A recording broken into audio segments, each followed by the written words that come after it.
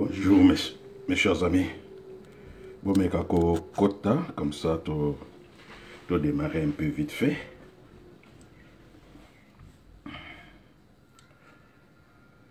Oh, Isa Apuka, bonjour mon ami.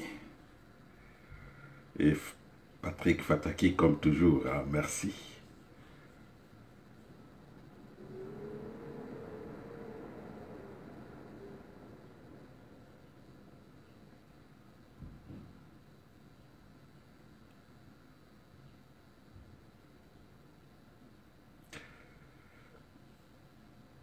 Merci beaucoup. Botagé, les amis, Bazali, Boyebiki Baza Misalati, Bazali libre, Botagé Bango. Comme ça, tu démarrer rapidement, tu sais ça, na minute mouké.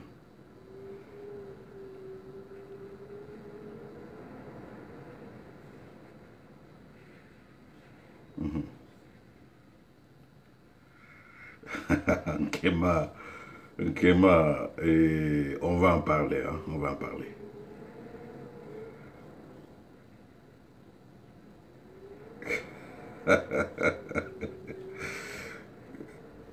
Ça sont des accusations graves.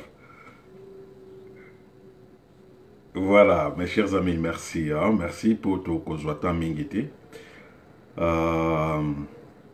Les lotos sur la mouquée rapidement sur quelques points. Tout sur la mort de l'ambassadeur, bon, l'assassinat de deux Italiens, l'ambassadeur et son garde du corps. Nous allons parler de Joseph Kabila à Dubaï. Nous allons parler de la situation de garde de Kabila et après Trokabwanawana.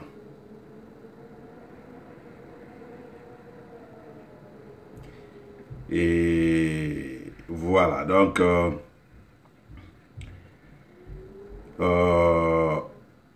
na introduction, vous voyez très bien que Mboka na biso ezali toujours un pays où ezali na insécurité la plus totale. Mboka na biso ezali un des pays où ezali na ba zone rouge. C'est-à-dire que Mboka où ezali na ba voyageur ba voyageur kamingi, ce que olingo voyageur kende quelque part, ils ont ba conseil ya ba voyage ba pesaka na ba site ya sécurité.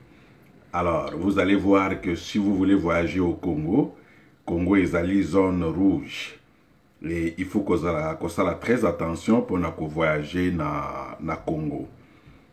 Alors, situation wana ezali une situation causée par agent extérieur ya mboka na biso na agent intérieur ya mboka na biso. Alors, bato wana bazali ko causer désolation, mort, massacre, violation, viol, destruction, détournement, tout ce que vous voulez sur la sécurité. Et c'est connu de tout le monde. Moutounion soit yebi, Moutounion soit qui s'intéresse à la situation congolaise, a yebi banani bazali kocha des ordres de Namboka Nabiso, qui sont ceux qui tuent au Congo. Yebi très bien. Moi je reconnais encore Mobutu nous a laissé avec un pays où malgré tout il y avait des difficultés économiques, mais Mobutu nous a laissé un pays où okoyi kolongwa na Congo central, comme na lobaka toujours, olongwe na Congo central, vous allez jusqu'à Goma à pied, soki olingi yango, soki batu batelemisi yo peut-être batu basenga yo cigarette na nzela, batu na yo ke wapi, yaka awa, mwa biloko ezali ya kolia olia, avant oleka. C'est comme ça les Congo. Moi je reconnais encore, je suis né au village, je reconnais encore na mboka na biso ezalaki centre, bato nyonso o bazali koleka soki outi par exemple Masimanimba, soki outi par exemple Pai Kongila, soki outi par exemple Kinshasa, ozali kokende Kasongolunda, ozali kokende Angola, vous passez par chez nous, boko lekate. Vous verrez des jeunes, oyo bakoya hotel misabino, croyant que les jeunes n'ont menacé bino, mais non. Les jeunes vous proposent, vous disent, bon voilà, boza bapaya, bo uti wapi, to uti Kishasa, bo uti wapi, to uti Masimanimba, bozo kende wapi, tozo kende Angola, bozo kende wapi, tozo kende Kasongolunda. Alors, telema, bo telema awa, bo pema moke, bo melamai, manga pe yangwana banzete, soki bolingi kolia bobuka, en attendant, balambele bino quelque chose, bolia, boye banité. Boyebi bangote, et peut-être ces gens-là ne parlent même pas Kikongo. Parce que chez nous, en réalité, dans Mboka Nabiso, les gens parlent beaucoup plus Lingala que Kikongo. Chez nous, dans Mboka Nabiso, Bato Ebele Bayebi Kikongo te. Ebele Kikongo Bayebi te. Ils ne parlent que ceux qui balobi Kisukute, ils parlent Lingala. Ebele Bayebi Kikongo te. Alors, bakote misa bapaya, bolia, soki bolé, bolinko lala, maison de passagers ezali, bolala, lobina tongo, bo démarrer. Et vous verrez ce qui bozali pena biloko a kilo, des jeunes du village, bakome misabino, ba poussa bino moins distance un peu avancée, ba tiki bino kuna bino moko bo continuer, kuna bo okuta na village musus, village on appelle bako zwa bino, ba okende ko tika bino quelque part jusqu'à ce que boko koma na mboka o bozali ko kende. Mais hélas, voilà notre pays aujourd'hui. Personne ne peut quitter le Congo central à Kendeti na Goma Makolo. Personne ne peut quitter le Congo central à Kendeti na Katanga Makolo. Personne ne peut circuler à Longwa-Bandundu à traverser Kassai. Personne. Pour traverser Kassai, on vous demande d'abord au Utiwapi. Ceux qui bayoki aux âmes na Uti qui quittent, non, Motu ya Fayulu, les gars qu'on a bambata et bandi.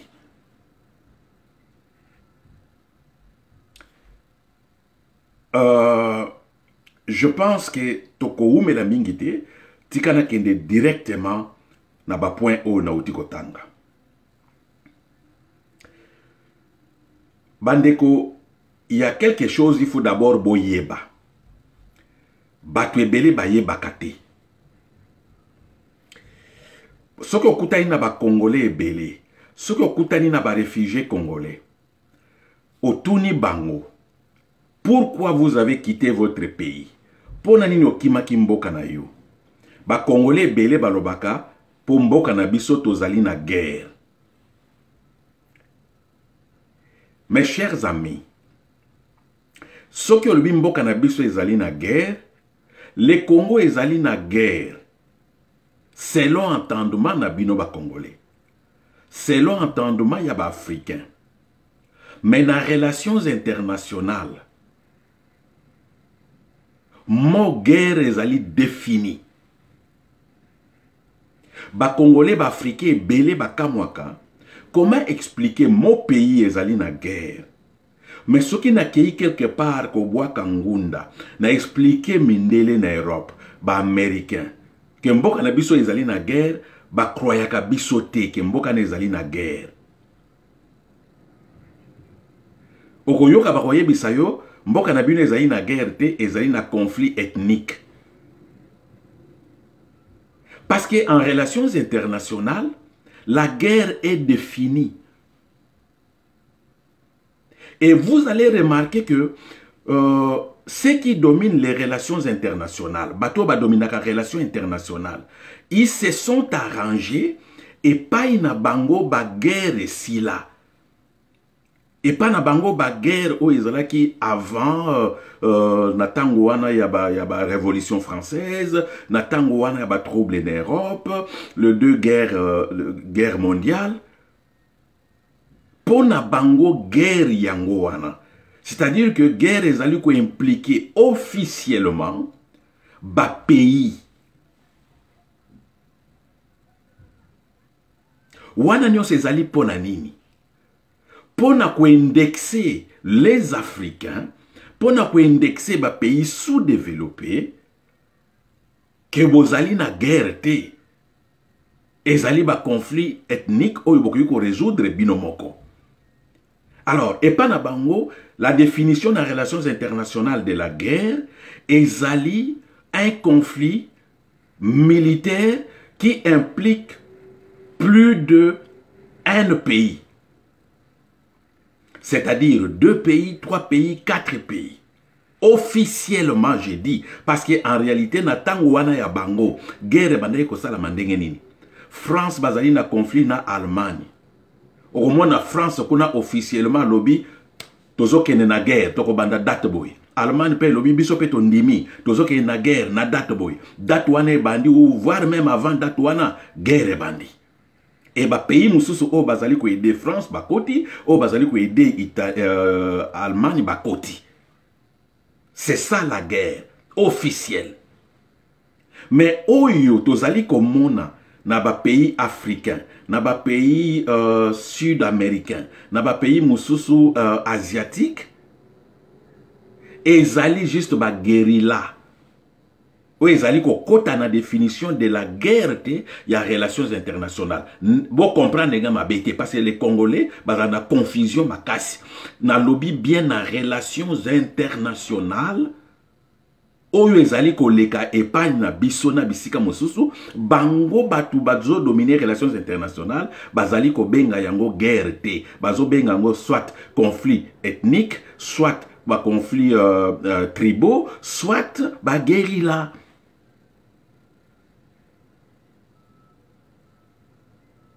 Mais et pourtant, ce que taliba conséquence, il y a ce que bango baza ko définir lokola ba guérilla, ba conflit ethnique, ba conséquence nango ezali ndenge moko ou voire même et pas na biso ba conséquence ezali désastre ndenge ko sakanate.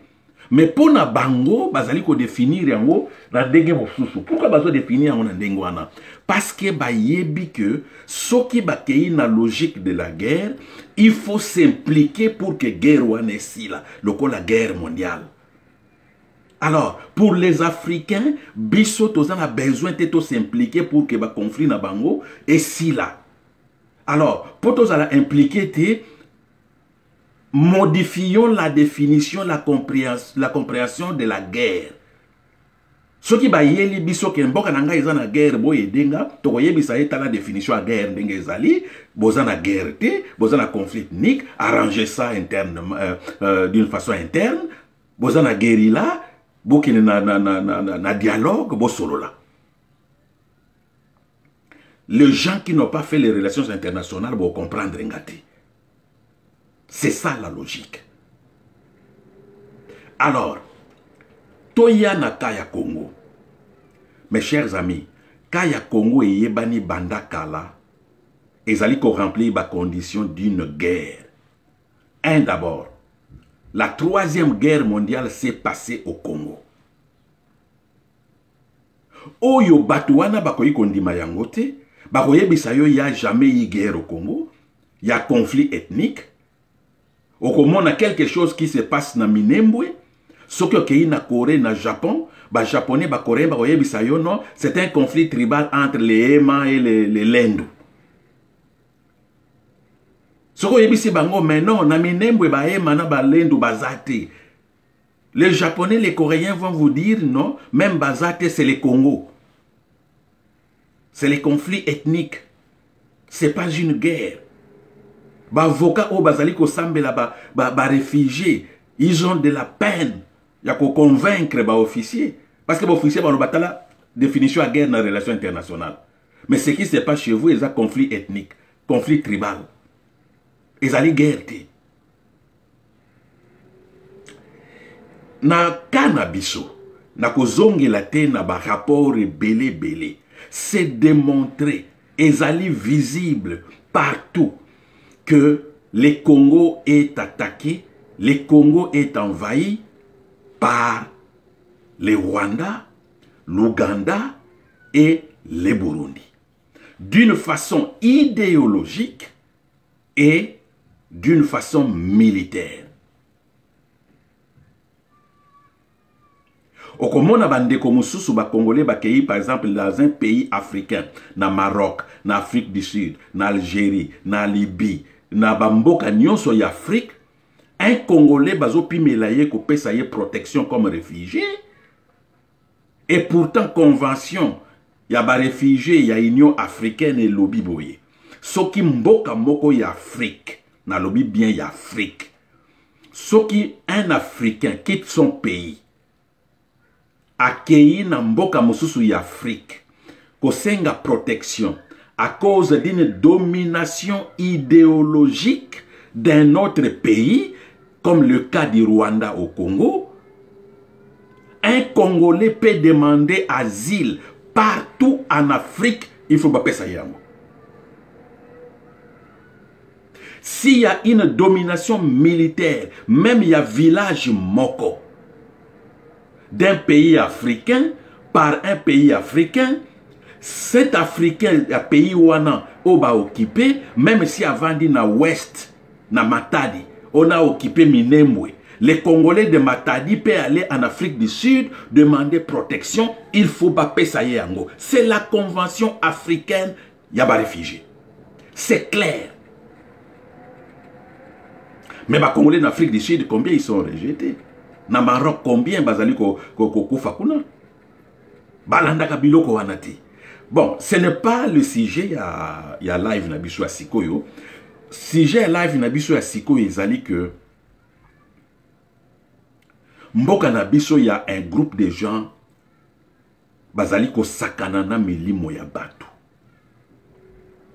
Le problème congolais est connu na niveau européen, na niveau na Amérique, na Asie, partout c'est connu que le Rwanda occupe le Congo. Le Rwanda occupe le Congo pas parce que le Rwanda est plus fort que le Congo. Le Rwanda occupe le Congo parce qu'il y a des pays très puissants qui supportent le Rwanda pour attaquer le Congo. C'est connu. Nakoyebi sabino eloko mususu, je pense que nasina loba yango, bandeko o bayebi yango te. Un jour, nazalaki invité na AEM. AEM ezali Organisation Mondiale ya Migration. Organisation ya ONU ya Migration. Siège nango ezali na Genève. Donc makambo etali ba voyage, ba migration ko déplacer. Organisation wana motekipa ka makambo ya migration. Donc ba diaspora nyonso. Ezalaki une organisation privée, mais le kola babande ko sala mosala très bien et comment une organisation ya ONU. Et mutu abandaki ko koma kozala représentant ya organisation oyo ezali Monsieur William Swing. Monsieur William Swing boyebi bien azalaki ambassadeur des États-Unis na Congo. Bana Congo bayebi très bien o babande ko benga Coco Swing. Un jour, j'ai été invité par l'organisation Oyo pour une discussion sur le pacte mondial sur la migration. Nakei, to discuter, parce que vous voyez que loi wana nazaraki na discussion nango bande bandeliti na suka. To tambola bamboke belé pour na discussion wana. Discussion à suka ezalaki na Genève. Tozali ko discuter toke na pause. Nazo bima boye na kende ko sala coup d'appel. Je rencontre William Swing na couloir, non na salle d'attente. Na pesi mbote. A tuninga lobby mais tu as intervenu au lobby aux alliés congolais en lingala. Aux alliés congolais. Nabi oui, nazali congolais, et yo ozali congolais pe ozali Coco Swing, n'est-ce pas? Oui, Coco Swinga, pondu ya limbondo. Tobandi koseka. Natango tozo solana William Swing. Le ministre burkinabé de l'intérieur, aye okuta biso. Tobandi kosolola. Mbalamoko, le représentant na ONU, ya Grande-Bretagne. Aye ko rejoindre biso. Biso 4 tozali ko sola, 2 Africains, le ministre burkinabé intérieur, Ngai, Coco Swing, na le représentant na ONU ya Grande-Bretagne. Tobandi ko sola. Na profiter nango. Na ebisi Coco Swing nazana besoin na kutana na yo. Ne fût-ce que pour 30 minutes lelote opesanga rendez-vous na roya na bureau na yo. To solo la pona makamba Congo. Qu'est-ce que j'ai dit à William Swing? Na présence na bango. Na lobby Coco Swing ba Congolais balingaki yo mingi. Voire même okotaki na ba comédie ya ba Congolais. Coco Swing.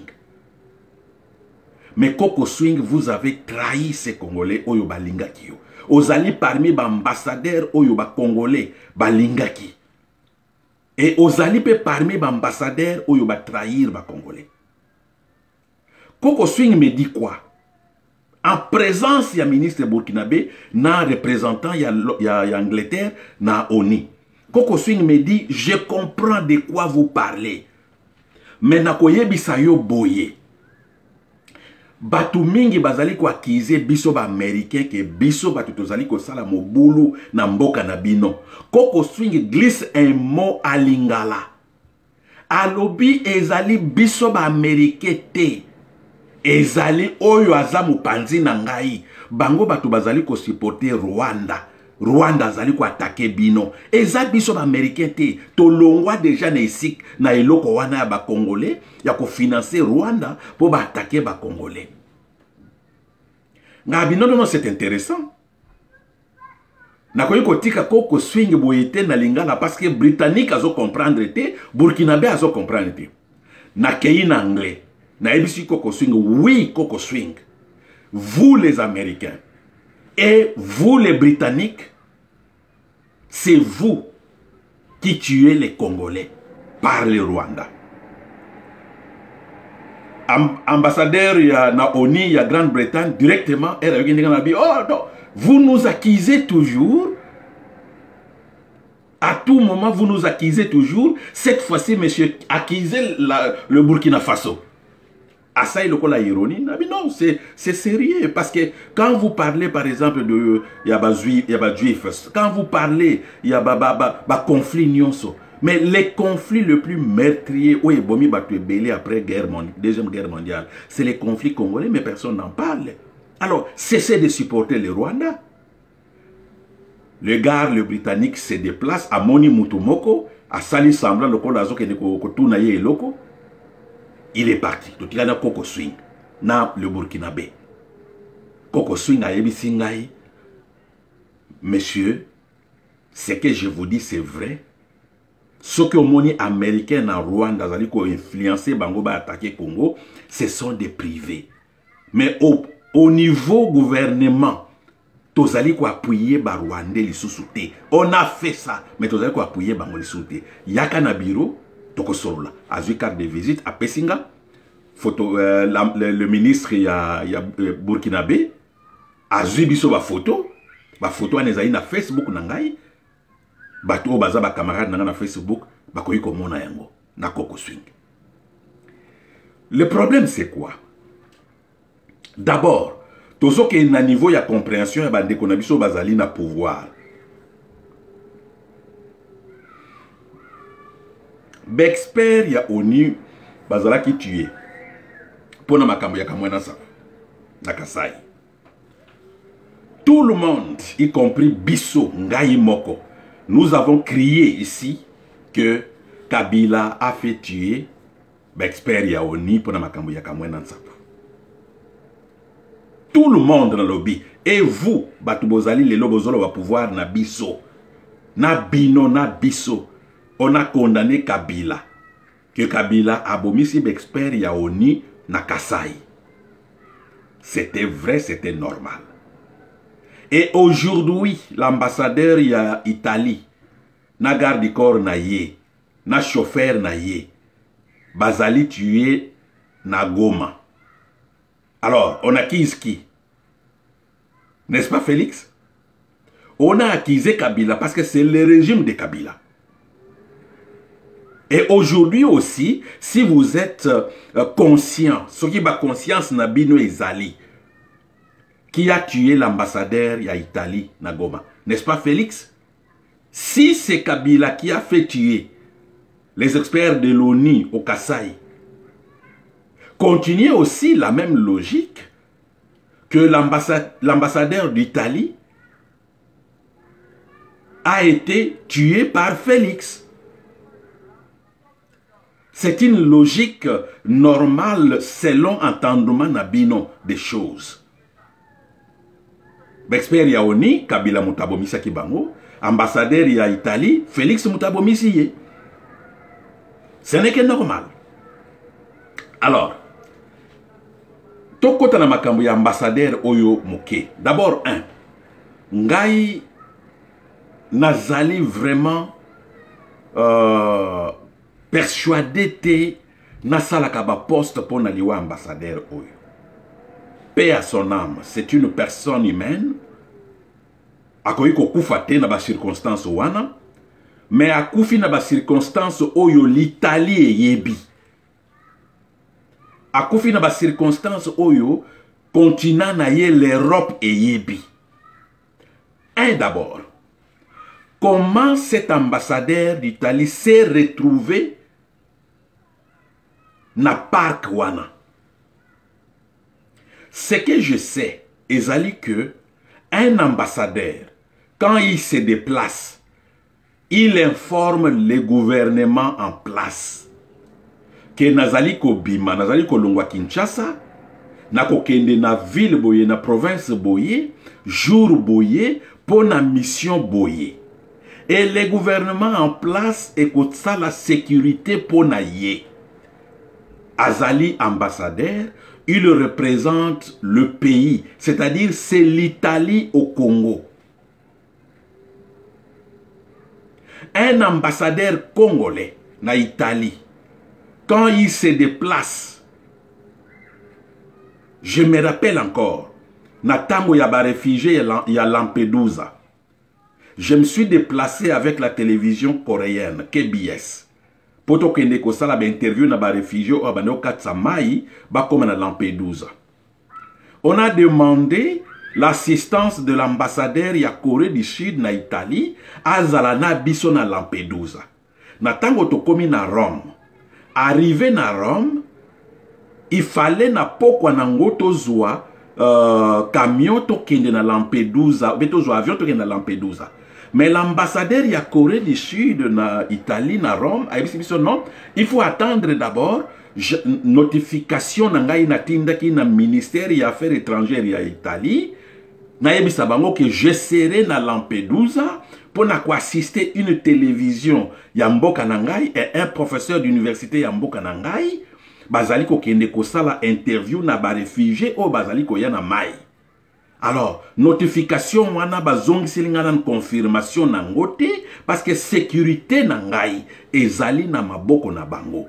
Bino bato bauti Corée sécurité na bino même si ezali na Italie, mais en réalité ngai mutu na ko superviser sécurité na bino. O ya ngai ambassadeur, c'est le pays qui doit me superviser, qui doit me sécuriser. To kendaki te na poko wana to zeli le lendemain vers 10 heures. Notification du ministère des Affaires étrangères à Italie et il y a une ambassade à Corée que oui, vous pouvez aller. Et on a informé préfecture Nabiso à Lampedusa que l'ambassadeur de Corée du Sud à Kozalakuna pendant 24 heures. Alors, comment expliquer chez nous au Congo? Tout ambassadeur se permet, à lui camion naïe, à lui jet. Un ambassadeur, le lendemain, quitte Kinshasa, se retrouve à Lubumbashi. Sans informer l'autorité à place, un ambassadeur peut quitter n'importe Kinshasa et aller n'importe où au pays, faire n'importe quoi. Vous avez vu l'ambassadeur américain à Longwe Kinshasa. Il va à Minembwe. Il va donner des vivres, des sardines, des militaires au front, sans informer les autorités sur place. Et batuba o bazali gouverner mboka na biso bazo monango normal bango kutu bazo sepela. Voilà l'ambassadeur des États-Unis a kendai kotala ba militaire na biso kuna na front akabeli bango ba sardine apesi bango loso. Les gouvernements, la présidence, bazali ko sepela. Un ambassadeur des États-Unis a yebisi bangote, ba mona kaka boye na ba vidéo. Non, l'ambassadeur des États-Unis a été à Minembwe. L'ambassadeur des États-Unis a zalaki na kwen moko boye a sali causerie morale avec nos militaires. Quel est cet ambassadeur d'un pays africain ou congolais aux États-Unis qui peut se déplacer, il se retrouve dans le Pentagone à la causerie morale, na l'autorité militaire ya américain. Quel est cet ambassadeur?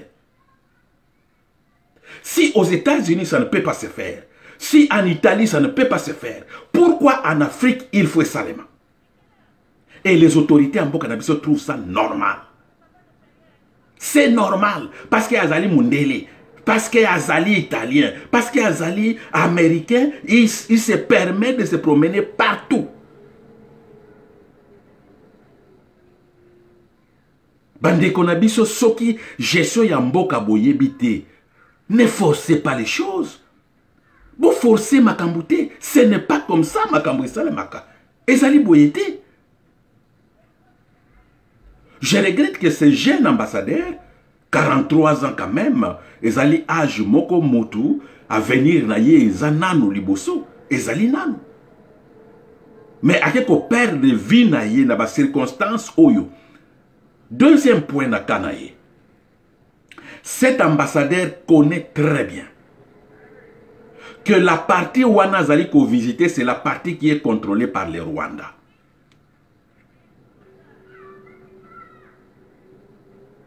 Est-ce que cet ambassadeur n'a pas été sacrifié par le groupe Moussous, par les Rwandais? Parce que c'est une partie qui est contrôlée par les Rwandais.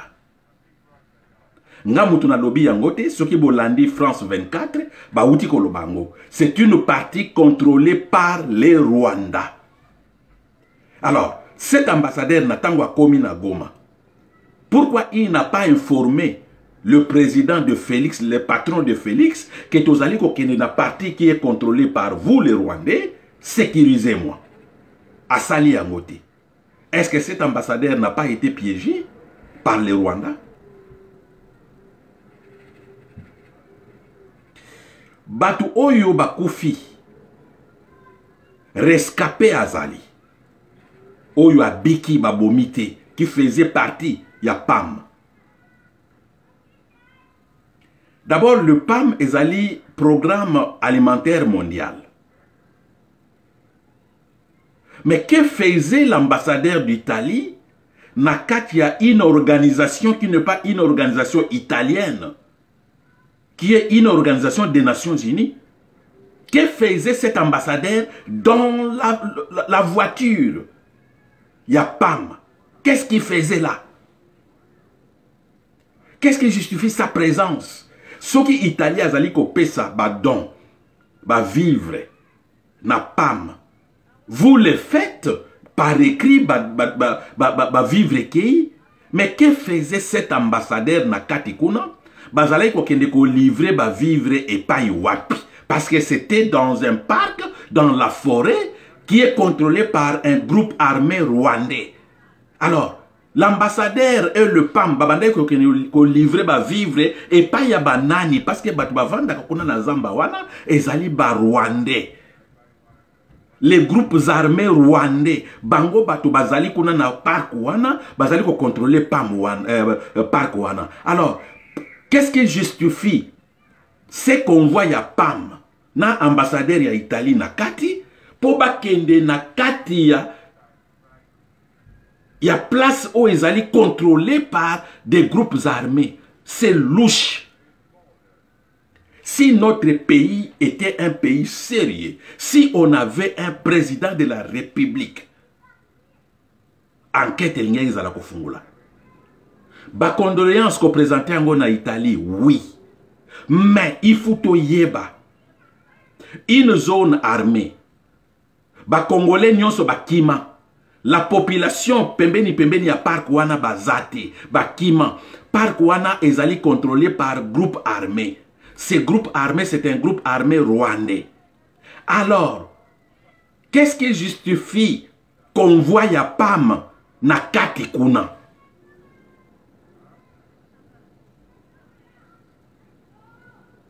Même si tu as biyungu ba idiot. Mes chers amis, un jour il faut se réveiller.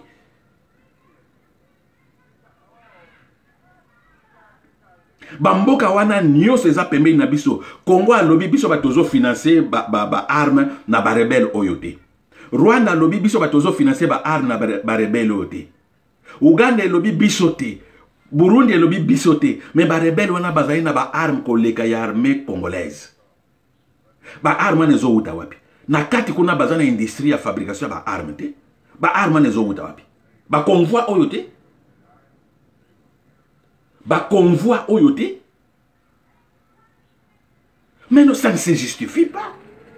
Si la population congolaise était là, oui, Batou Bazali qu'on a enfermé entre les deux armées ou plusieurs armées, Bisso le PAM, na ambassadeur à Italie, Tozo Keneto livré bango ba vivre, oui, ça se justifie. Mais Ezali et Sika Moko population ezate, population bakima. Rwandais. Ce sont les Rwandais, ces groupes armés rwandais, Banto Bazo contrôlés et Sikawana. Alors, vous vous retrouvez là comment? Parce que je pense que ce qui va bomber, une confusion entre les Rwandais ou les Bazali contrôlés et Sikawana. Communication est rapide. Il n'a pas informé peut-être le groupe Moussous. Oyo a informé que tozo yakuna na convoi to yebite ce qui a ko livrer ba fruits ce qui ba convoi ya nini confusion et salami ba monier na kati kuna ba bomiye.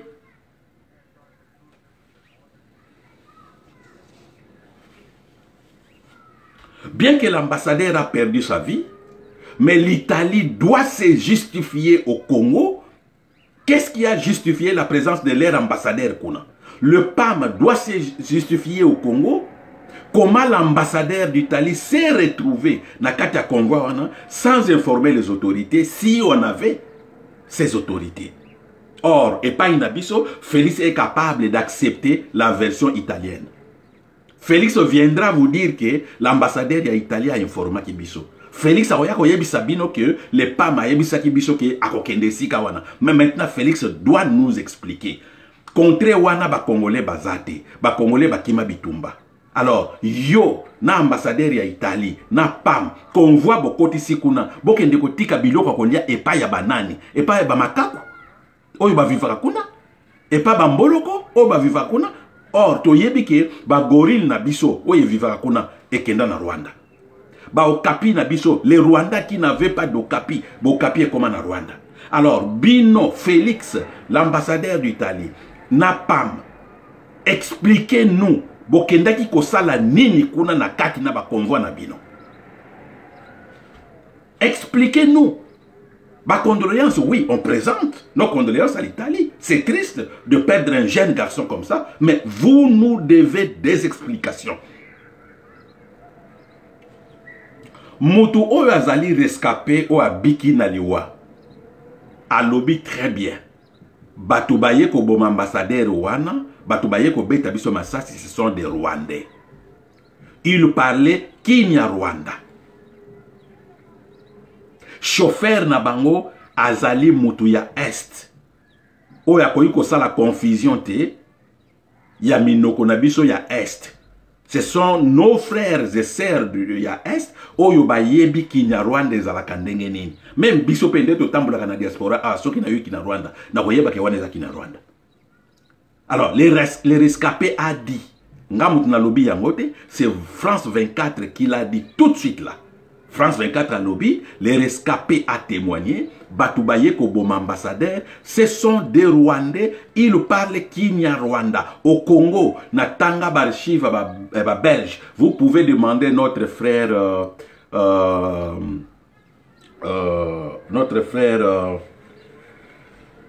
Kwebe Kimpele. Il vous le dira. Chez nous, il n'y a pas une langue Kinya Rwanda. Il n'y en a pas. Batoubaye comme ambassadeur ezali ba Rwandais. Les Rwandais doivent nous expliquer comment expliquer Batuna Bango bazala na Congo baboma biso. Bien que toyebi ke bazala toujours c'est une question idiote, mais ça vaut la peine ya kotuna. Alors, voilà un pays qui n'est pas dirigé, un pays qui tout le monde fait la loi. Ambassadeur ya Rwanda na Congo anarque ba Congolais. Ambassadeur ya Rwanda se permet aujourd'hui ambassadeur ya Rwanda ko yiko lobabo akati po ya mayanjiri akokata yango. Ambassadeur ya Rwanda peut se permettre que le bibana njiri bo bimate boko bimate. Est-ce qu'un ambassadeur congolais peut se le permettre au Rwanda?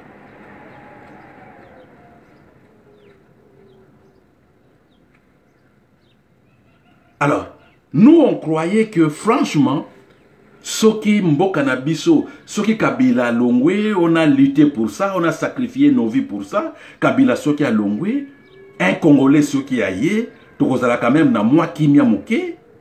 Mais voilà, on nous place un patin, on nous place un idiot, on nous place un Kiyungu Kizengi Chituntu, qui ne comprend rien et qui est pur que Kabila.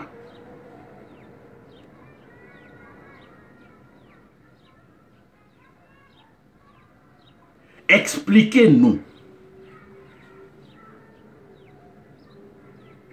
Convoi na bino ane komi kuna ndengeni. Voilà ce qui concerne l'ambassadeur de l'Italie. Et Tozali Kolobelango, parce que les Congolais meurent chaque jour. Maintenant, l'Europe se réveille. C'est ce que je vous dis souvent. Il y a ce qu'on appelle l'humain et le non-humain. Vous avez remarqué que l'humain a été assassiné. Le monde se réveille que non, il y a un conflit meurtrier au Congo. Mais quand les Congolais sont massacrés par les Rwandais, les humains, entre guillemets, personne n'en parle. C'est comme si au Congo, il y avait une paix impeccable. Donc, ce sont des non-humains qui sont tués, massacrés chaque jour. La communauté internationale s'en fout. Bazomona yangote. Bazomona yangote. Maintenant, l'humain assassiné.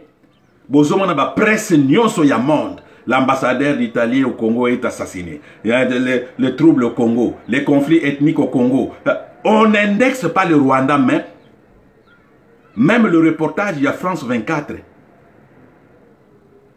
Témoignage, il y a rescapé. Bazozo yango lokola mwana pete nyonso.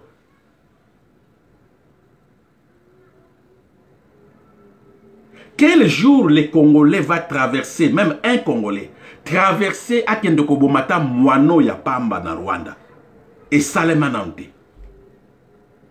Bosibo yoka un Congolais traverser na Rwanda à Kendokobetata Rwandais Mokombata et Salamate. Pourquoi le Rwanda doit nous massacrer à tout moment? La solution c'est simple. La solution c'est simple. Vous m'attaquez, je vous attaque. Ou attaquez Ngaï, je vous attaque. Mais Congo Bandakozalaboye plairait chaque jour, chaque jour, chaque jour. Les Rwandais a tué. Les Rwandais sont là. Les Rwandais prennent leurs avions. Banda na Rwanda, atterrir na bas Congo.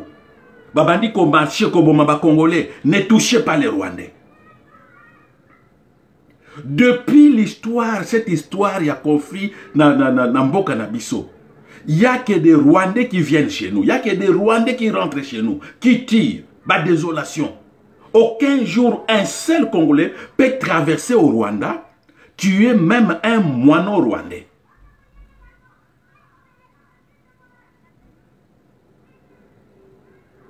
Mais oui, cet ambassadeur italien, Soki Akoufi, c'est la faute à Félix. C'est Félix qui l'a fait tuer. Deux raisons. La première raison, il y a Loba qui il va mourir pour la paix na Est Mboka na biso. Jusqu'à présent, Azokufate. Il a promis, il va mourir pour la paix au Congo. Azokufate. De deux, il a dit à Kenekocha état-major na Yekuna. Si Félix avait respecté sa promesse d'aller s'installer là, l'ambassadeur italien ne serait pas assassiné. Parce que ce qui Félix Azalakana Goma, sécurité aux environs ya Goma elingai kozala. L'ambassadeur italien alingai kozala tué. C'est de la faute à Félix. Vous avez permis, peut-être l'ambassadeur italien a confondu. Alanda qui promesse à Félix, que Félix a kenekocha état-major na Est, Yango siko y a quelque se promener kuna, il n'y a pas un problème parce que le président est là, état-major na yezali pembeni. Voilà, il se retrouve, Félix Azolia soupe ya Milou na Kinshasa.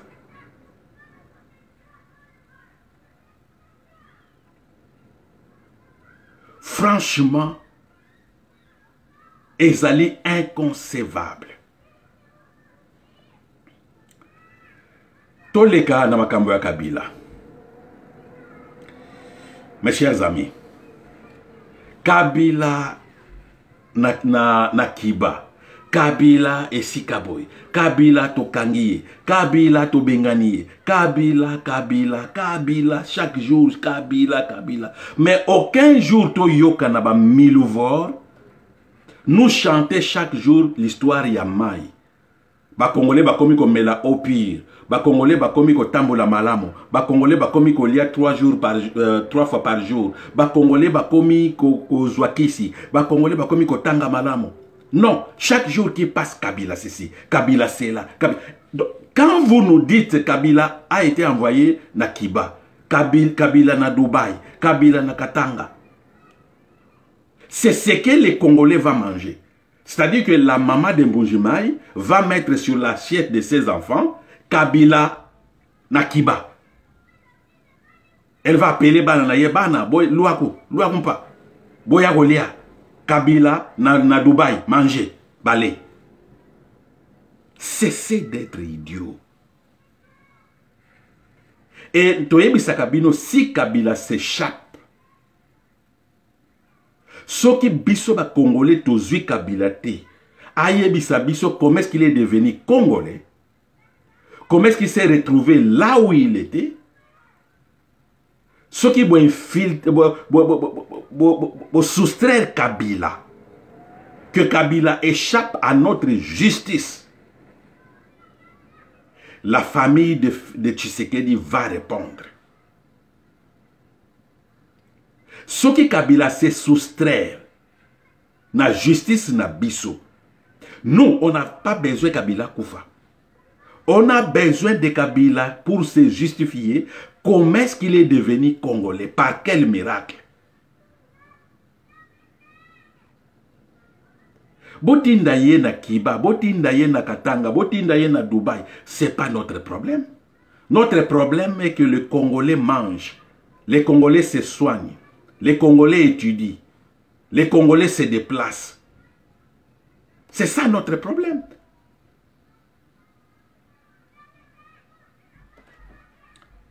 Ce qui est dit que Félix Azali toujours na Kabila, bozo ndimela bisote.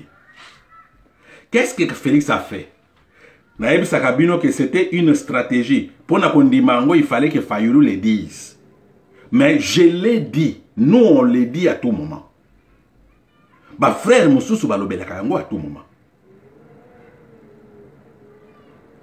Kabila et Félix se sont arrangés une stratégie de se retirer, laisser un peu Félix libre. Faites semblant. Ya okangabilo konaye. Faites semblant que notre Benganiye. Faites semblant tout ça liboy. Mais en pratique, qu'est-ce qui se passe?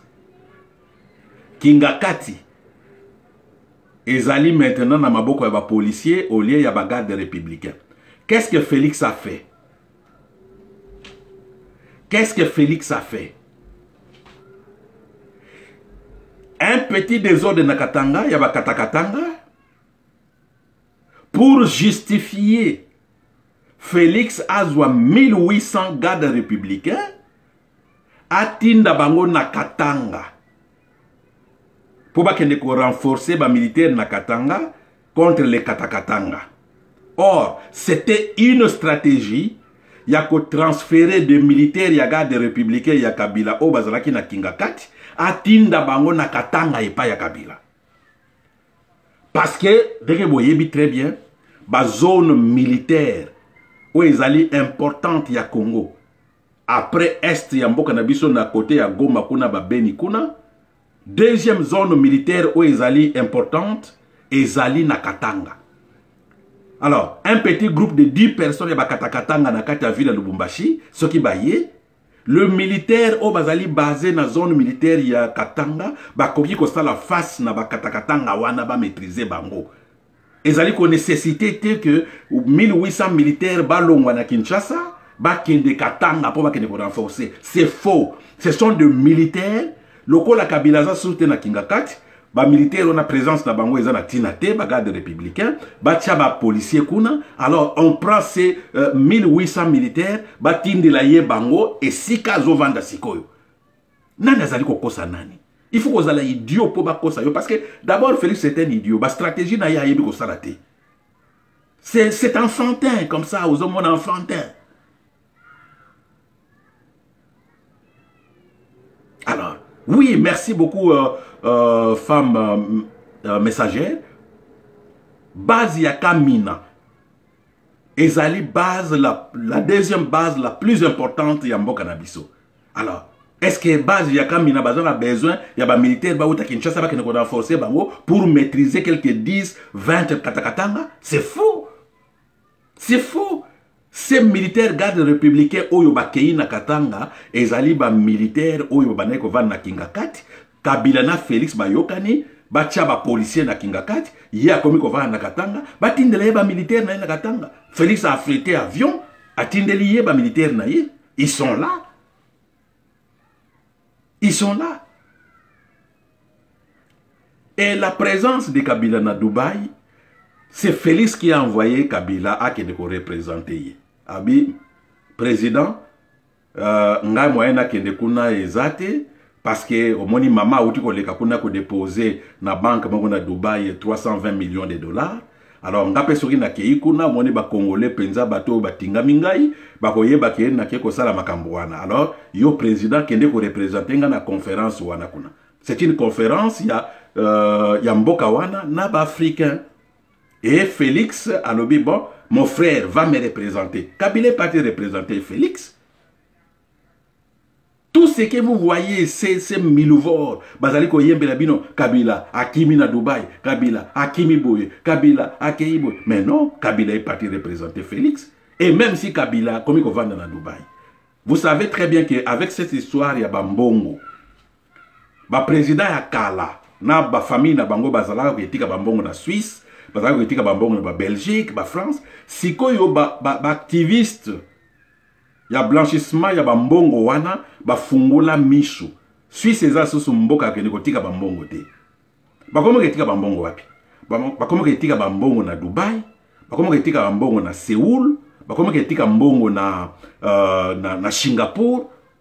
Et sika bakomo ke bomba bambongo na Hong Kong. Vous allez voir Robert Mugabe.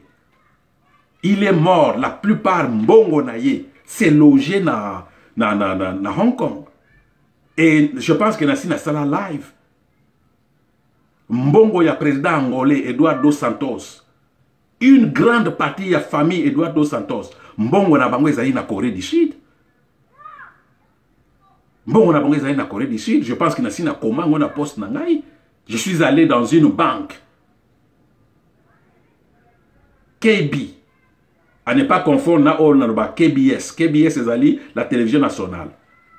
Alors, KB est la première banque nationale ya Corée. La grande partie ya mbongo ya Eduardo dos Santos, na famille na ye, c'est en Corée du Sud na KB.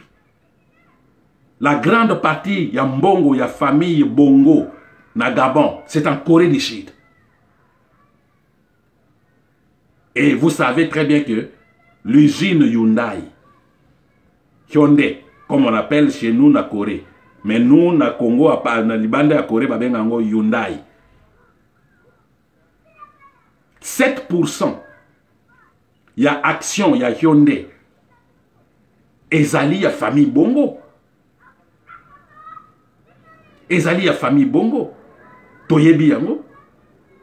Ba Coréen ba yebi yango. Alors, l'histoire là, il y a famille Bongo, ils allaient moi moulaï, peut-être un jour tu rebêtes à l'isolo d'ango, parce que nous traversons les mêmes problèmes dans Gabonais. Le premier président africain qui a visité la Corée du Sud, c'était Omar Bongo. Ba Corée, ba tonda nanzela ba kende komona un pygmée. Ça allait créer un incident diplomatique sur les Arabes héros. Parce que la publicité à cette époque, les dictateurs sud-coréens avaient fait pour le président Omar Bongo, que non boya kota là, président africain, d'abord Mutumwindu, à cette époque-là, Mutumwindu Bazaraki presque était dans la Corée. Alors boya kota là, président ya Mutumwindu, mais il est aussi pygmée. Bato Batonda, étonnant, Omar Bongo Bazosoroana, président coréen, na coulisses, Omar Bongo demande à président coréen, balukela ye mwasi, azon a besoin mwasi. Ah, vous en avez besoin mwasi, eh? Mais bato na basi na biso na bato mwindu bakolinga te, et c'est difficile de convaincre. Président ya Corée a convaincre une comédienne, une femme azala qui populaire, abana ko ça la comédie, ba coréen so ba yebaki. Ba convaincre ye akene ko la na président gabonais. Akeko la na Omar Bongo. Omar Bongo mission ezalaki il y a 2 jours na Corée du Sud. Monsieur Ekomaki il y a 2 semaines. Atikali na Corée 2 semaines. Et par la suite, babota mwana. Et ça la scandale n'endenga ko sakalate na Corée. Comment expliquer actrice na biso oyo, comédienne na biso oyo to lingaka, akende ko bota na makaku. Ye président na yaki okuta na président. Ake ko koma na milia ba comédien ndenge ni na kende ko retrouver comédienne oyo. Na coulisse yeko bimano c'est le président qui l'a recommandé. Comédienne wana akima. Akenda na États-Unis, avanda na États-Unis, abota mwana mobali na États-Unis et cet enfant azali na États-Unis à salaka ba navette, États-Unis, Gabon, États-Unis, Gabon, États-Unis, Gabon. Et cette comédienne a koufa aux États-Unis. Sony, scandale. Oye kozwa zemi ya makaku. À cette époque-là. Bato va na Corée du Sud, au moins bato qui comprennent la langue coréenne. Parce que, vous voyez que la langue coréenne, ce n'est pas comme le français ou bien l'anglais. Hein. Au Namboka moko boye, au vandi pendant 2 mois, 3 mois, au yeko li langue wana au bandi koloba mamuke. Langue coréenne po yoka yango nan po yoka, il te faut au moins 5 ans, 6 ans, 7 ans. Ko yoka nan o banda ko yoka. Et ko loba mawa. Et le c'est même 10 ans, o yeba ko loba langue coréenne. À moins que o ya mwana muke. Bana mike o bakenda par exemple à bandi classe école primaire lokola bana biso babotama na Congo bana o bayaka bana mike influence ya ban camarade na bango na classe langue mususu ezalité il maîtrise rapidement la langue coréenne mais biso mikolo je vous dirais que na yebi bato je ne peux pas dire des noms les gens qui ont fait 35 ans na Corée lokola ndeko oyo ayebisaka ba milovor na Londres que non yombi aza cuisinier. Il a fait, je pense, 35 ans dans Mboka Corée, avant nous. Mais si on bengi ndeko wana, c'est la phrase de coréen, mawa. C'est une langue très difficile. Faciliter la langue coréenne, les alliés kokoma. Vous voyez qu'on a kokoma langue coréenne au bout de 3 mois. Même yomoko, kokoma kaka. Vous voyez qu'on a. Et c'est facile, kokoma. Mais koyoka. Koyoka koloba mawa. Alors, donc, je disais, Batouana ba komi ko bomba ba mbongo na ba pays oyo. Donc Kabila, une partie en mbongo na yepe ezali na Dubaï. Félix pe alandi Kabila yebishi so une ko bomba, o yebika yo vandi na Europe, so ke na Suisse, kuna na Suisse, batu ba komona. So ke ina Belgique mawa, kende ko loger mbongo na Dubaï ou bien na Asie. Donc kende na Asie toluba en bref. Loger bon en Asie. C'est pour cela, moi, si à Félix, chaque fois, ceux qui va détourner, comme moi montant, Dubaï. À détourner, moi montant, Dubaï. Excusez-moi. Alors, 1800 militaires dans le Lubumbashi, les alibas militaires, Oyo Félix a dispatché à Longoli Bango na Kingakati, à Tindeli Kabila et Sika Azali na Katanga.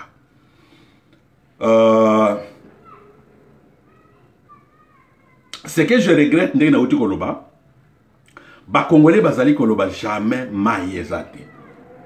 Ba kisi ezate. Nzembo Kabila, Kabila, Kabila. Mais problème na biso ezali nini? Bino boloba ki ba pesa pouvoir et pas moi na mboka. Pouvoir et pas moi na mboka, pour moi na mboka ya ko s'enrichir ye moko te. Alia vanda malamu na bandeko na ye pamba te. Moi na mboka tolingaki moi na mboka, tozali na mboka ezali na mbongo, tolingi mbongo wana distribution équitable ya revenu ya mboka na biso. Mwana ya Congo Central a sentir que tozali na président ya mwana mboka. Mwana ya Mbujimai a sentir que tozali na président ya mwana mboka. Mwana ya Minembwe a sentir que tozali na président ya mwana mboka. Mwana ya Basankusu a sentir que tozali na président ya mwana mboka. Mwana ya Bindungi a sentir que tozali na mwana mboka. Mwana Kinzenzengo, mwana Lumbi, Kinzamba, Mokamu, Yassa, Doué, Nkarewa va sentir que tu es le président Mwanambo. Mais qu'est-ce que tu veux sentir? Tu veux sentir que vaut mieux Kabila que Félix. Mais franchement, parce que l'impression que tu veux sentir que nous avons un président ya Mwanamboka. Vaut mieux Kabila que Félix. Ce qui choisit entre Bango Mibale, je préfère encore Kabila que Félix. Parce que, Félix, Kabila natango azalaki ba détournement, ba assassinat, ba attaque na batu oyo baza na kati ya pouvoir. Au côté na pouvoir na ye ba attaquer yo. Mais avec Félix, tout ce qu'on a vécu avec Kabila ezali. Mais eye ko bakisama lisusu nini? Ba attaque tribale. Ngai na koyi ko ndimate. Je suis 100% congolais. On nous place un président qui est 50% congolais, 50% angolais. Na lobela sur gestion na ye, na mona ndeko nanga congolais. Aya ko attaquer ngai ke ozali na droit ko lobela yete. À l'époque Kabila tozaki na droit ko lobela Kabila. To lobeli Kabila to fingi Kabila. Mais comment expliquer à l'époque siko ya mwana mboka o bozali ko benga mwana mboka? Tozali na droit ya kolobela yete. Droit bozana ngo kaka bo betele maboko. Soki obeti maboko te kanga munoko na yo. Soki bozali baluba te bo kanga minoko na bino. Je ne peux pas le permettre. Alors, soki choix ezali kaka entre Bango Mibale, entre Kabila et Félix, je préfère Kabila. Ah oui, je préfère Kabila.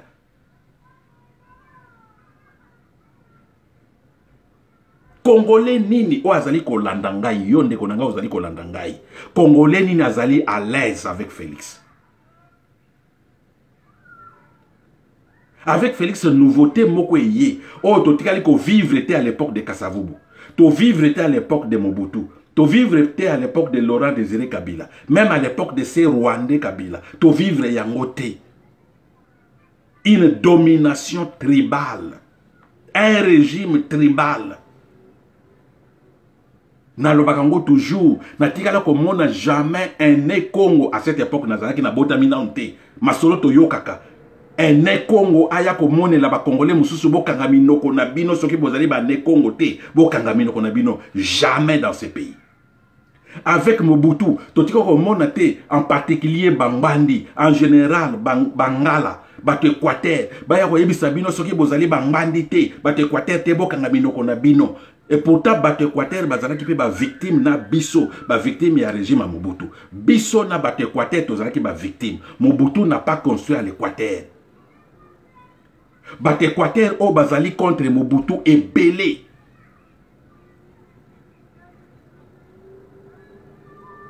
Laurent Désiré Kabila, bato Manono, bato Eratanga, oh bazalaki contre Laurent Désiré Kabila, bazalaki est belé. Toyoki jamais ba choisir ba yako yebisa biso, soki bozali ba choisir te, bo kanga minoko na bino, bo critiquer te, sans opposition, sans critique. Congolais ni akoyi kondima na mboka na ye, azala esclave ya ndeko na ye mususu ya tribu mususu. Nani kondima yango? Soki bozali baluba te bo kanga minoko na bino, o ezali pouvoir na biso. Soki olingi Félix était salamboka na yo mususu. Congo kuna pe na ngambo ezali pe Congo katisa na Congo. Qui peut le permettre? Na mboka nini?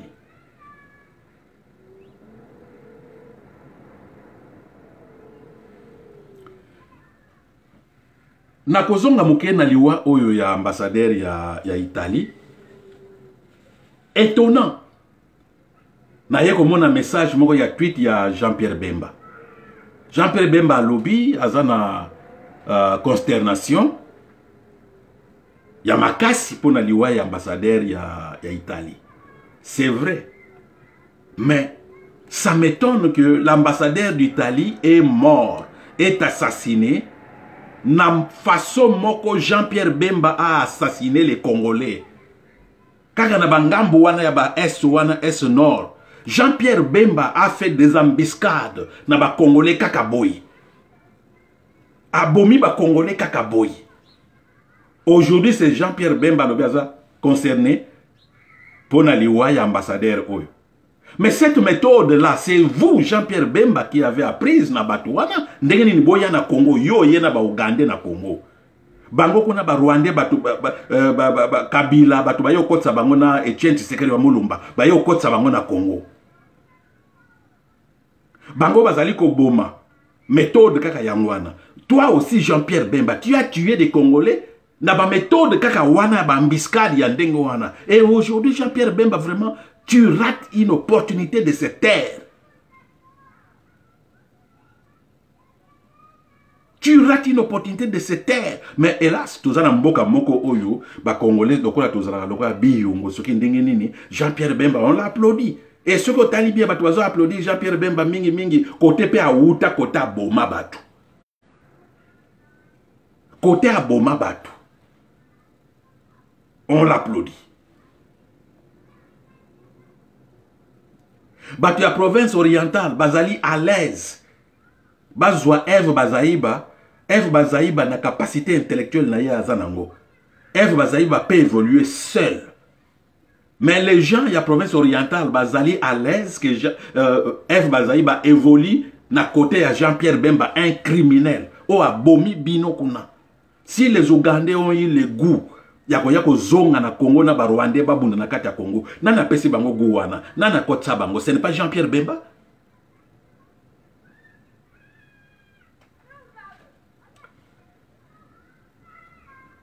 Voilà donc et l'autre rien que le bapo na lelo ezali que ambassadeur ya pona ko résumer ambassadeur à Italie a Koufi.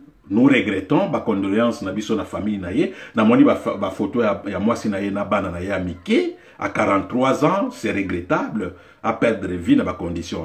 Mais cela ne nous empêche pas de poser des questions, de demander à l'Italie de nous expliquer comment est-ce que leur ambassadeur s'est retrouvé là. Et pourtant, partie wana zone wana, c'est une zone qui est contrôlée par les Rwandais, c'est une zone qui est contrôlée par des groupes armés rwandais, ba Congolais bazalité na Isikawana. Il n'y a pas de Congolais na Isikawana. Les Congolais bakima ba village ya Bisikawana bakima ezali na parc. Kuna batu bavandi ba groupes armés. Alors, l'Italie doit nous expliquer comment est-ce que leur ambassadeur s'est retrouvé dans cette zone-là et na kati ya camion ya PAM. Alors, le PAM, le programme alimentaire mondial, doit aussi nous expliquer qu'est-ce qui a justifié la présence de l'ambassadeur de l'Italie na Katia camion na Bango et qu'est-ce qui a justifié convoi na Bango na Katia zone contrôlée par des Rwandais, des groupes armés rwandais. On a besoin de ces explications. Et tokende na musika, Rwanda doit nous expliquer, Batubabomi ambassadeur Rwanda, Bazali, Rwandais qui parle Kinyarwanda, ce n'est pas moi qui l'ai dit, c'est les rescapés qui l'a dit, TV24, France 24 l'a dit. Le Rwanda doit nous expliquer. En plus, Félix doit nous expliquer comment cet ambassadeur s'est retrouvé là. Qui l'a autorisé à Kende Sikawana et Sika Barebel, plutôt groupes armés rwandais Bazali. Qui l'a autorisé? Et ce n'est pas une occasion.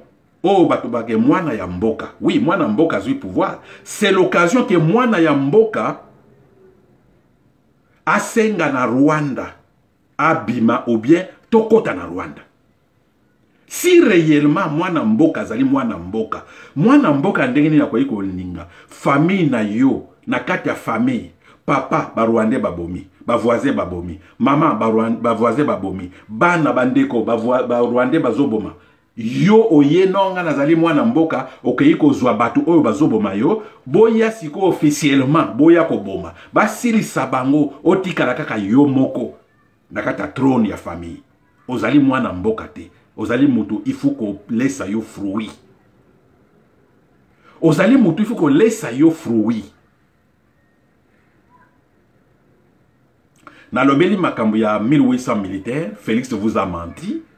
Yakolobake atindi 1800 militaires na Katanga pour bakende ko renforcer ba militaire biso ya Katanga et pourtant la deuxième grande base militaire ya mboka na biso ezali na Kamina bango bakoyi ko silisa mobulu ya Katanga c'est faux. Félix atindi alongoli ba militaire o bazalaki na Kingakati 1800 militaires atindi bango pa Kabila parce que Kabila n'est plus à Kingakati. Kabila est là, il est congolais, à Bala congolaise. Par la loi, Kabila est congolais. Toboya, to matato kita, Kabila est congolais par la loi.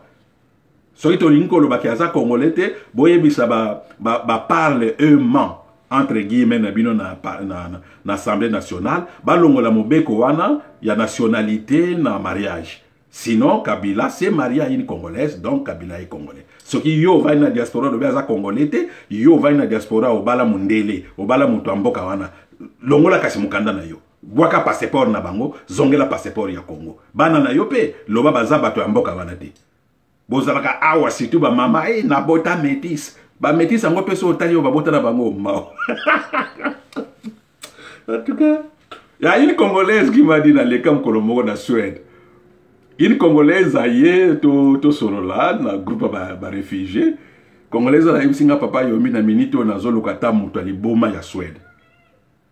Apesa nga mukumba kaka na bota mwana na zwa mukanda.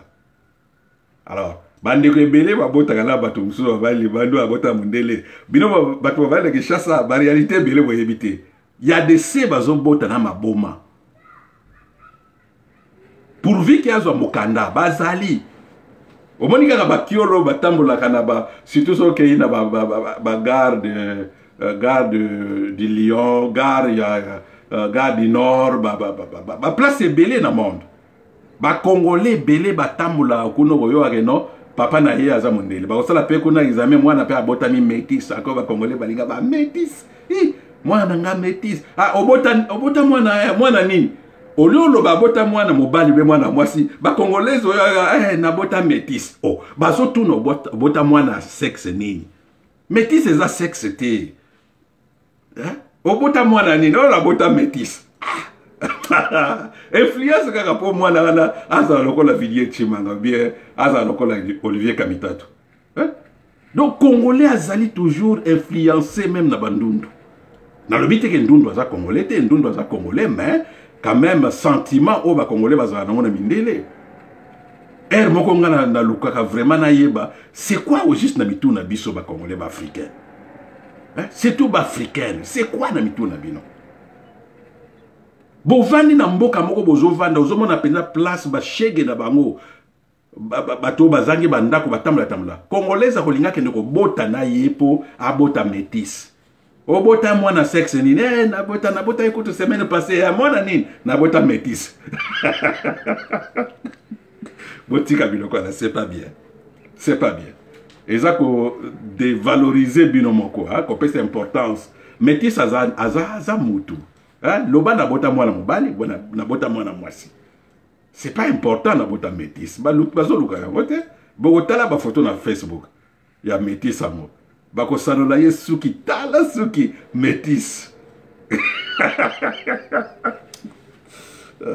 Seigneur. Oui, je parlais de la présence il y a Kabila na Dubaï.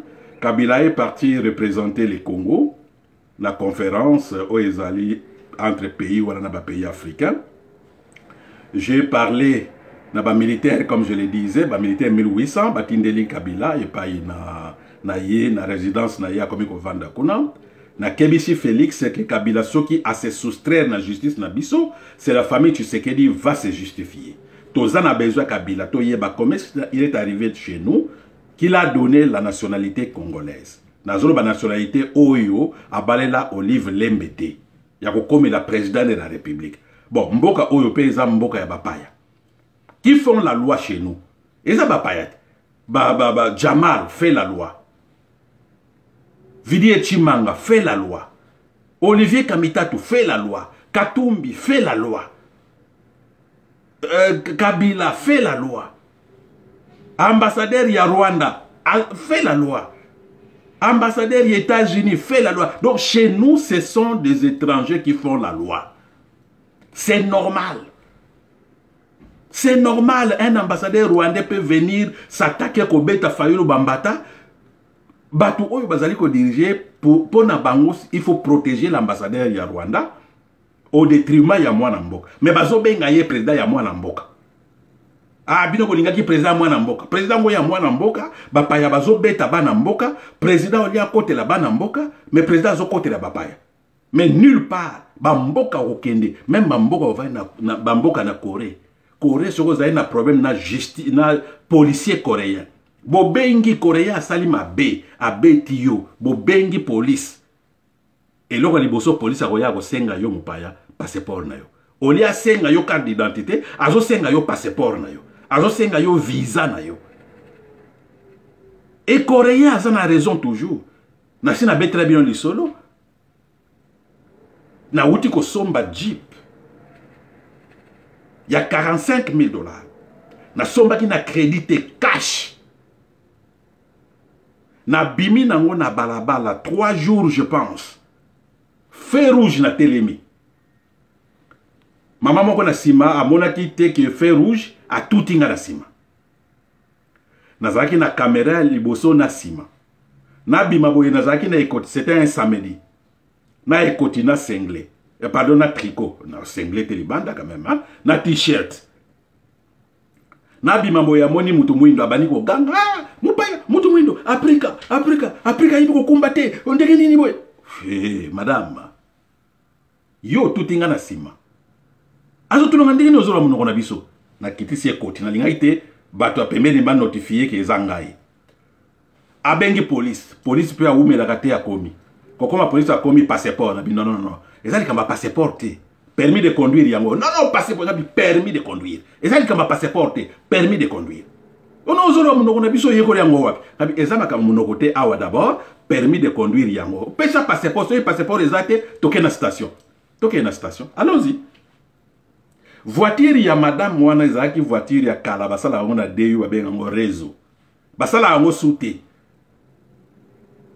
Tokoma na station la police, ba bengi mama na chambre moko baniko sola ngai na kitisi ekoti po ba mona penza elongi na ngati. Ba yeko zonga police azo ebisanga nini. Abi bon moni aux Africains, en Afrique, il faut conduire awa, il faut conduire malembe, il faut conduire bien. Est-ce que vous voyez qu'il y a tout dans la cima? Naza na caméra liboso na cima. Na kota na voiture, na bimisa nini puce, ya caméra, botala, feu rouge. Mbala moko na longoli ekoti. Na longoli ekoti, policier na zaki liboso na mwasi yake. Professeur Yombi. Ah oui, bonjour. Ah, professeur Yombi, professeur. Mbala moko ba bengi mama na isu na chambre. Bake ko solo la sikoyo ba ye. Polisi azo bisanga no professeur Yombi, ndenge ni no bombi elongi na yo, moyeto ye ba yo ezate, il fallait pas oya awa mais omoni mama o atuti en réalité asali mabe atuti yo. Mais mama oyo azo souffrir makasi. Reveni na ye kutu ezana se. Est-ce que moyen ezate o limbisa ye? Mais liboso bango ba yebisinga lokola mama ndenge tutani ndenge wana, il faut qu'on paye l'équivalent ya $3000 pour acha peinture na voiture na ye. Yangai ya sika 2 jours na uti ko sombango na hygiene na sombi yango ya occasion te ya sika. Ba plastique nango ezalaki déjà na bakiti longo na nte. Na pesa ye $3000 pour na peinture na ye. Et pour na peinture na ngai ngamoko na kende ko bongisa. Elle si ko ba ye ko remarquer que c'est moi échanger maman oyo revenu na ye eza penza mingite limbisa ye et biso la police on va tenter un peu ça il a eu un document pour te justifier une assurance. C'est la police, ce n'est pas comme ça les choses doivent se faire. C'est la direction. Et oui, c'était un problème. Voilà donc. Vous allez remarquer que Bamboka Oto Vandi, Batubavani na quelque chose à péter de Baoye Bate. Ndenge to vanda kana libanda mboka awa na diaspora. Mandeko. Ezali pasi. Ezali pasi. Ofuta ndako batute. Babengere yo police. Mukolo ndako amoni ki ofuti mbongo ya ndako te, police akoya. Ofuta gaz te, police aye. Ofuta parking te, police aye. O double vitesse, police aye. O télé mamabe, police aye. Tozo vivre na pasi. Et na mboka na biso moko oyo, mutu nyonso, il faut se sentir à l'aise na mboka na ye. Vous allez voir un Libanais tabasser un Congolais en présence de la police congolaise. Libanais a bengi un général. Congolais oba beti na ba pota na ye na matutu na ye se retrouve na prison. Libanais na général se retrouve na restaurant bakelia. Et le président de la République, ce qui a yoki yango, bazo kote la Libanais. Amir, ce qui a tchour, ce qui a tchour. Mes chers amis, au juste Congolais à cause à l'aise wapi. Na libanda mboka toza à l'aise. Na kati mboka toza à l'aise. Voyez-vous comment est-ce que nous perdons notre pays? Na niveau, na côté valeur, on a déjà perdu valeur ou on a d'être citoyen d'un pays. To perda yango déjà. Un Chinois peut faire la loi na Congo. Ce qui est Rwandais a fait la loi na Congo, Chinois a fait la loi, pourquoi? Alors, ils ont les responsabilités na biso nyonso, totalement, banti valeur o nyonso tolongo la bango. Donc, la première personne où Azali qui représentait banti valeur, c'est juste le monolithe Félix Antoine Tshilombo. Il doit partir. Et voilà Ndenge Ayeko Boma, ambassadeur ya Italie. Oui, kofinga ngate. Ba expert ya oni, bo yebisaki biso Kabila mutabomi bango. Shebeya bolobai Kabila mutabomi. Arma Tungulu bolobai Kabila mutabomi. Alors maintenant bino moko yebisi biso ke Kabila bolongo liye, Kabila zo diriger soute, Kabila za na pouvoir te, botinda ki na Kiba, alongwe na Kiba bozongisi na Katanga, Katanga bolongo liye botindi na Dubai. Alors, ambassadeur ya Italie à Koufina Nabomi, Kabila de Félix. Voyez-vous comment est-ce que vous êtes idiot? Voilà, mes chers amis, ndenge tolobaka toujours un idiot égale un idiot, deux idiots sont deux idiots, trois idiots sont trois idiots, 1 million d'idiots, c'est un parti politique. Ces partis politiques, c'est l'UDPS. L'UDPS est constitué des hommes et de femmes de tribus. Les hommes et de femmes de tribus sont de Milouvor. Le Milouvor sont des citoyens congolais, génétiquement tshisekédisés, qui ne raisonnent que sur base de leur tribu. Babomi ambassadeur ya Italie, les hommes et les femmes de tribus, natango babomaki ba expert ya oni, balobi Kabila mutabomi. Bato Kabila babi Kabila te, babi oui, eza régime na ye, ezali Kabila mutabomi, responsabilité ezali epa na ye. Lelo bazom et femmes de tribu, ambassadeur à Italie babomi, et comme non, eza Félix te mutabomi, eza ba rebelle batu babomi. Mais non, kamwena nsa coupe kuna, eza ba rebelle batu babomaki ba expert ya oni. Vous avez dit ba rebelle te Kabila mutabomi. Tondima ki bino, to apuya ki pe bino. Alors, lelo ambassadeur italien à Koufi, nani abomiye? Régime nabinote? Qui prend la responsabilité? N'est-ce pas vous? Voilà comment est-ce que les hommes, le Milouvor agissent. Le Milouvor réfléchit.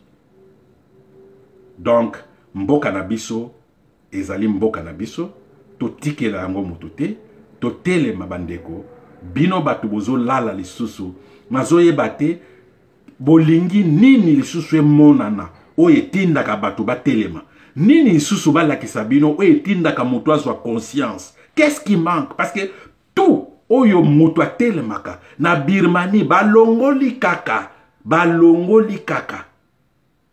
leader na bango mikolo nyonso tala bato baza na balabala. Na Haïti président alobi kaka non na tikali na inane botala bato ndenge baza na balabala. Mais na Congo bolanda ba politicien te ba aventurier. Politicien kotelemisa bino soki pouvoir na ye mbongo na ye ezoya te azali menacé. Politicien kotelemisa bino botelema. Politicien congolais kotelemisa bino soki awuti voyage aye kozonga bobima na boulevard bobetelema boko po alakisa bato bapesaka ye mbongo ki aza na popularité. Insécurité bato bazolobela yango te. Bozo yembela biso kabila. Ole bo yembela biso mayezongi. Insécurité esili. Classe ezongi. Benseignant baza paye. Kiseye. Eloko moko te. Kaka buto moyi kabila babengani. To bengani kabila. Na sani ya mama congolaise. Nini ekwei? Kabila mutakwei? Bana bazolia kabila? Ba malade. Ba milouvor. Au revoir mes chers amis pour Nalelo. Merci beaucoup pour notre vidéo Nabiso. Merci pour s'abonner. Bon s'abonner parce que makambo zoya mikolo zoya ekozala ndongwana na Congo. Abonnez-vous. Bato bozali na Facebook, passez na Prof Yombi Vision. Abonnez-vous. Natika akosala biloko mibale na sala na Facebook na sala na YouTube. Oh no ba mega ezalaka te. Yo ke na église te, lobi ke na église te, pasteur abuki molimi wana ya piaka te. Félix a komi président, est-ce qu'il va comme président? Félix a zo ke ne livrer ba paysan na Bruxelles. Mais azalaki déjà na YouTube na ye. Tala lelo komi président. Ba mega e monani te. Alors yo tikali kaka ba mega ezate. Donc yo mikolo nyonso ba mega ba na ozalate. Soy Kabila comme président, il y a bota comme président. Félix a eu même certificat école primaire comme président. Yonde komoto sala même école secondaire au sala diplôme d'état paysanali. Les lososa a megate, l'obi ba megate. Qui te dit que l'obi yote mtoza président après Félix? Parce que chez nous chance est le kopamba. Alors, zala déjà na YouTube na yo, zala na bato na yo landaka, na YouTube na yo, tcha Kerun Mayizo, tcha Fabi Kouswanika, tcha Diamant Noir, tcha Olivier Bola, tcha bango nyonso basalaka ba vidéo. Tcha bango nyonso. Landaka, mega lelo so ezate lobi mega ko ya. O bandimi andenge ni boza ba pharisien peza boza ko la Félix. Kaka na munoko mundimi. Naza chrétien. Ah président na biso, mwana nzambe, ake ko bina na église, ake tika mboko na église, na era silisi ko zeka loketo na église, azongi na ndako ake ko lala na ndako abasi mibale misato. Président chrétien. Bozo komisa ake tika mboka na église, azeki pe loketo. Congolais sentimentaliste abeti maboko, ah mwana nzambe. Tala ndenga bineli nzambe ngoya, oh mwana na pate. Era silisi ko zeka loketo, ake lale pa mwana famille mpela. Kuna lali mkolomoko, ake lale pa Denise mkolomoko, ake lale pa tata mwasi na ye mkolomoko, na ba oto yebite bazali. Chrétien, président exemplaire, mawa, ba milouvor. Bye bye, mes chers amis, tokutani mbalasima. Au revoir, ezalaki yabino, les grands mouyaka. Les grands mouyaka. Dragon rouge. Voilà. Merci. Allez. Tokutani. Bye bye.